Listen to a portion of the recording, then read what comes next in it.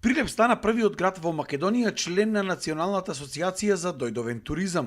Иако можеби Прилеп нема езеро или море, развојот на фестивалскиот, спортски и културен туризам на овој град му носеше илјадници посетители во текот на годината.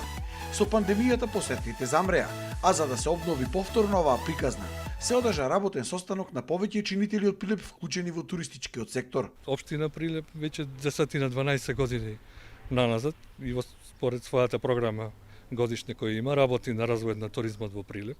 Бидејќи ние, како што знаеме, немаме тука езеро и море, за развивање на мас туризам мораме да развиваме алтернативен туризам, фестивалски туризам или културен туризам, нели Прилеп се одликува со огромно богатство, црквите и манастирите што ги имаме наоколу.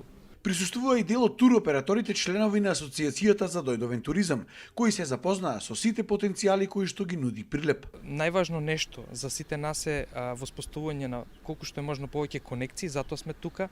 Знаете, луѓето прават бизнис со луѓето што ги познаваат и затоа сакаме да сме тука да ги запознаеме чинителите кои што се директно инволвирани во локалниот туризам и мислам дека ќе имаме едно одлично дружење кое што понатаму ќе резултира со поголеми конекции, бизнис соработки. Туристичките водичи препорачуваат поголема афирмација на културното богатство кое што Прилеп го поседува, а според нив не е доволно застапено во туристичките понуди на Македонија.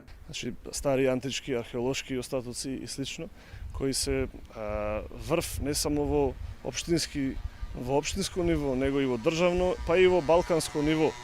Значи, имаме тука света населба, која се вика Варош, која е, да речам, заборавена во презентацијата на културните програми за Македонија.